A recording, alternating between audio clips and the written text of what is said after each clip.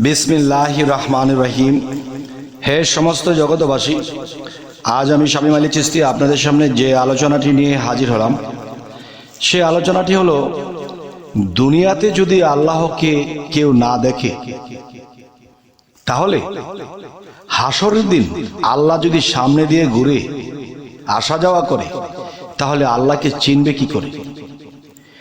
আপনি যদি কোনো মানুষ দেখেছিলেন 20 বছর আগে, আপনি স্বপ্নে দেখেছেন একটা মানুষ আপনার সামনে এসেছে, ঘুম ভাঙার পরে আপনি ভাবছেন এই মানুষটিকে তো আমি 20 বছর আগে কথা বলেছিলাম, দেখেছিলাম।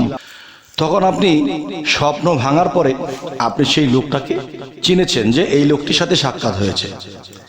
তো এখন কথা হলো, আপনি এমন কিছু লোককে স্বপ্ন দেখেছেন, ঘুম থেকে উঠে লোকগুলাকে মনেই করতে পারছেন না তারা কারা, কোথায় ছিল, কিভাবে কি।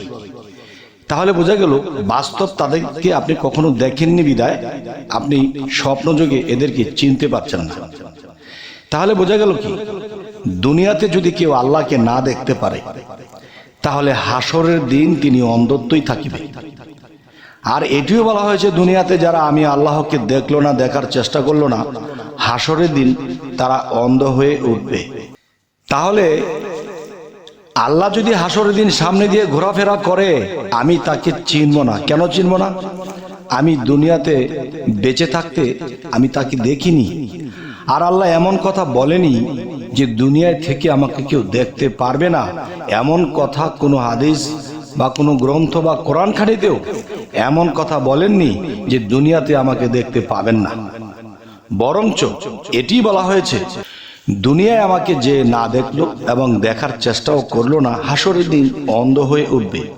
তাহলে মূল বিষয় হলো এটি যে আমাদের দুনিয়াতে থেকে কিভাবে আল্লাহর সাক্ষাৎ পেতে পারি, কিভাবে আল্লাহর সাক্ষাৎ পেতে পারি, এবং কি কি সাধনা লাগবে, এবং মুর্শিদের কাছে গেলে আমাদের কোন কোন জিনিসগুলো দরকার, কোন কোন জিনিসগুলো মুর্শিদের কাছে চেয়ে নেব বা মুর্শিদ আমাদেরকে দেবে।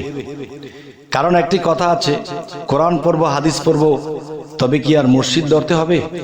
আর সেই কোরআন হাদিসের মধ্যে তো মুর্শিদ ধরার কথা আল্লাহ বলেছে। আচ্ছা, এখন একটা হলো বাক শক্তিতে কোরআন, যে কোরআন নিজে কথা বলে। আরেকটা নির্বাক কোরআন, যা আমাদের পড়ে বুঝে নিতে হয়। তাহলে কোরআনের প্রকারভেদ অবশ্যই আছে। আর সেই বাক কোরআন হিসেবে কামেল মুর্শিদ যিনি যা কিছু বলবে সেই কথাগুলোই মনে করতে হবে কোরআনের কথা। আচ্ছা, তো এখন বিষয় হলো যে আমি বইতে পড়েছি, যে বইয়ের মধ্যে পড়েছি গাড়ির ইঞ্জিনের এই পার্ট এখানে, ওই পার্ট ওখানে, এটা লাগালে এটা হয়, সেটা লাগালে সেটা হয়। এটা কিন্তু থিওরিক্যাল। আর মুর্শিদ আপনাকে দেখিয়ে দেবে প্র্যাকটিক্যাল। তাহলে প্র্যাকটিক্যালে যদি আমরা যাই, তখন কি হবে যে মুর্শিদ বলবে, তুমি কে, পৃথিবীতে এসেছো, তোমার কি পরিচয়, রুহানি জগতে তোমার কি নাম আল্লাহ রেখেছে, আর সেই নামটি তোমার দেহ কোরআনের মধ্যে কোথায় লেখা আছে। এই সর্বপ্রথম নিজেকে চিনতে হবে, নিজের নাম নিজে জানতে হবে। কারণ আমার নাম যদি আল্লাহ রুহানি জগতে রেখে থাকে, রুহানি জগতে যদি আল্লাহ আমার নাম রেখে রাখে, যে এই আমার নাম, এবং সেই নাম আমার দেহ কোরআনের মধ্যে লিখে দেওয়া হয়েছে, সেই দেহ কোরআনের মধ্যে যে আমার নাম পরিচয়টি আছে, সেটি যখন আমার মুর্শিদ বায়াত করার সময় দেখিয়ে দেবে যে এই তোমার পরিচয়, আর সেই পরিচয়ে সেই নামে একদিন আল্লাহ ডাক দেবে হাসরের ময়দানে, তখন সেই নাম যদি, আমার নিজের নাম যদি আমি নিজে না জানি, তাহলে আমাকে ডাকলে আমি তো সম্মুখ দিব না।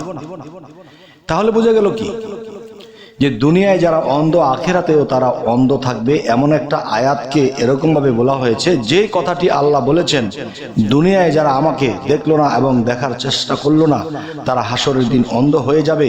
এই আয়াতটি কি লেখা হয়েছে, দুনিয়ায় যারা অন্ধ, আখিরাতে তারা অন্ধ। এই কথার দ্বন্দ্ব কোন দিন হবে বাস।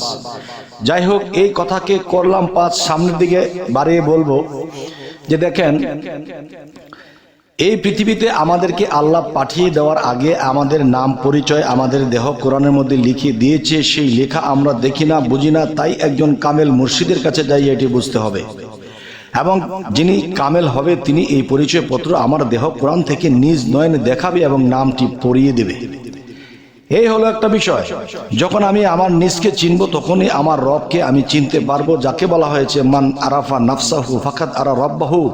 সর্বপ্রথম তুমি তোমার নিজেকে চিনো, তোমার নাম পরিচয় জানো, এরপরে তুমি তোমার রবের সন্ধান পাবে, রবকে চিনবে, জানবে।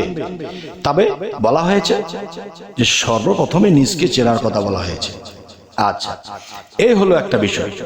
আরো একটা বিষয় হলো কি, যে কালিমাটির এত মূল্য, সেই কালিমাটি আল্লাহ মানুষের মধ্যে কোথায় রেখেছে, নিজ মুর্শিদ সে বায়াতের দিন দেখিয়ে দেবে যে দেখো এই তোমার নাম পরিচয়, এই তোমার কালেমা, এই তোমার অবস্থান।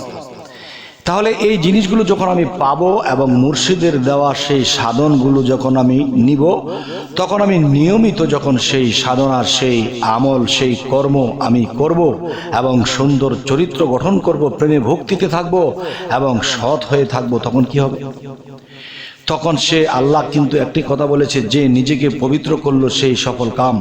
আর সে পবিত্র করতে হলে কি পবিত্র করব? দেহের অজু পানি দ্বারা করছি, আত্মার অজু করিয়ে দেবে যার যার মুর্শিদ। এবং সেই আত্মার অজু কি দিয়ে করতে হয় তা আমি জানি না বা আপনি জানেন না, তাহলে সেই কামেল মুর্শিদ আপনাকে আত্মার অজুর ব্যবস্থা দেবে। এইভাবে তোমরা করলে তোমার আত্মার অজু হবে। মানুষ মৃত্যু হলে কিন্তু দেহের সাজা হবে না, দেহ মাটির সাথে মিশবে, কিন্তু আত্মার সাজা হবে। এবং সেই আত্মার অজু যদি না হয় তাহলে কিন্তু নির্ভয় আমরা কখনোই হতে পারবো না। আমাদের ভয়ে ভয়ে থাকতে হবে, কিন্তু শেষে ধরা খেতে হবে যে তোমরা আমার কামেল মুর্শিদের কাছে কেন যাওনি এবং তোমরা এই বিষয়গুলো কেন জানোনি, আজ তোমরা জাহান্নামের অধিবাসী। তো এবার আসবো যে আল্লাহকে দেখতে হলে দুনিয়াতে কি কি করতে হবে, কোন সাধনাগুলো করতে হবে, এবং সেই সাধনাগুলো করে আল্লাহর সাক্ষাৎ একবার যিনি পায় তিনি বহুবার পায়। তাও আমি বলবো যে কোন কোন সাধনাগুলো আমাদের লাগবে। যে প্রেমের মানুষ বলে তারে এই পিঞ্জর হতে ছেড়ে গিয়া ঘুরে আবার আসতে পারে, এই দমের কোঠায় চাবি দিয়া হাস্তিকে নেস্তি করিয়া ফানাফিল্লার হালে গিয়া শ্রীকলা নগরে এই পরম বন্ধুর হবে দেখা বর্জক শহরে।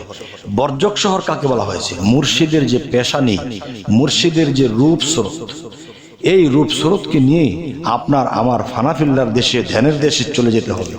তখন সেই স্রোত বদলে হবে নবীর গঠন, সেই নবীর নূরে সর্ব অঙ্গ জুড়ে দিলিতে হইবে রৌশন, সেই রৌশনী করিয়া ফিরে ফানাফিল্লার হালে গিয়া শেষে দেখবে নিরঞ্জন।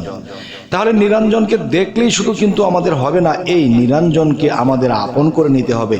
যেমন নিরঞ্জনের ইচ্ছা হয়েছে, সে আমার সাথে সাক্ষাৎ দিয়েছে, কথা দিয়েছে, কিন্তু এই নিরঞ্জন তার নিজের ইচ্ছায় এসেছে। এখন আমারও তো ইচ্ছা আছে যে আমার ইচ্ছায় বা আমার মনে চাইলে যেন তাকে দেখতে পারি, এরকম একটা অবস্থানে যেতে হবে। দেখেন, মানুষ বিবাহ করবে, একটা বউ দেখে এসেছে, মেয়ে দেখে এসেছে, তখন দেখে পছন্দ হয়েছে, এতে কিন্তু সে সংসার করতে পারবে না। তবে সংসার করতে হলে তার সাথে বিবাহ হতে হবে, তার সাথে ভালো সম্পর্ক হতে হবে। ঠিক আল্লাহকে দেখলেই তো হয়ে যাবে না, নিরঞ্জনকে দেখলেই তো হয়ে যাবে না, তার সাথে সম্পর্ক হতে হবে, তার সাথে আয়ত্তদিন হতে হবে। তার আয়ত্ত আমি, আমার আয়ত্ত তিনি। তারপর কি হবে? আপনার সাথে তার লেনা দেনা হবে, কথা হবে। যে সৃষ্টি তত্ত্ব, আত্মতত্ত্ব, যত গভীর তত্ত্ব আছে সমস্ত তত্ত্বর শিক্ষা তার কাছে আপনি পাবেন। তবে তিনি আকারে, সাকারে, নিরাকারে তিনটি জায়গায় আছে। তাহলে আকারে থাকলে আদমে, আর নিরাকারে থাকলে যেই ভান্ডে যাবে সেই ভান্ডের রূপ ধরবে। তো এরকম ভাবে যদি আমরা বুঝে নিতে পারি, তাহলে আমরা কিন্তু সহজেই আল্লাহর প্রতি প্রেমিক হতে পারি, আল্লাহকে লাভ করতে পারি, আল্লাহকে দেখে নিতে পারি। তাই বলবো, হে সমস্ত জগতবাসী, যে একজন মুর্শিদ আপনাকে যখন দমের সাধনা দেবে, আল্লাহ কিন্তু এই দমের সাথে আসা যাওয়া করে, দুই নয়নে দেখি না। এই দমের সাধনার পাশাপাশি যখন ধ্যানের সাধনা, চিক সাধনা এবং বিভিন্ন ত্যাগ করা যায়, তাহলে কি হবে? তিনি কোনো একদিন আপনাকে সাক্ষাৎ দিয়ে আপনার সাথে সম্পর্ক করে নেবে। তখন আপনি তার প্রিয়, আপনার প্রিয় তিনি। তখন কি হবে? তখন তার সাথে ঘন ঘন দেখা হবে, কথা হবে।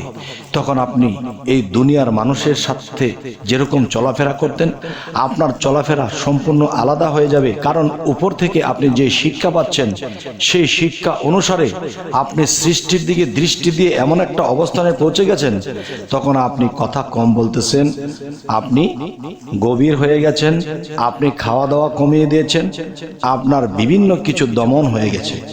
তখন জিনিসটা কোন দিকে চলে গেল? যে একটা কলসের মধ্যে যখন পানি ভরা থাকে, তখন সেই কলসটা চুপ থাকে।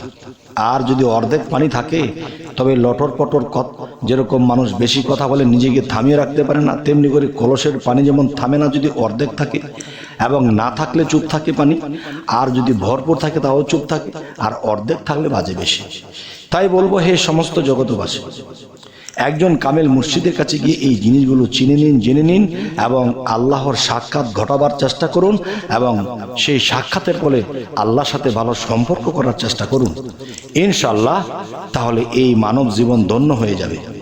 হে সমস্ত জগতবাসী, আজকের এই আলোচনাগুলো আপনাদের সাথে করলাম। যদি ভালো লাগে তো আলহামদুলিল্লাহ, যদি খারাপ লাগে তবু জানাবেন। আমাদের চ্যানেলটিকে যারা নতুন আছেন সাবস্ক্রাইব করে নেবেন। পরবর্তী কি আলোচনা চাইছেন তাও বলবেন। সকলেই ভালো থাকবেন। আল্লাহ হাফেজ।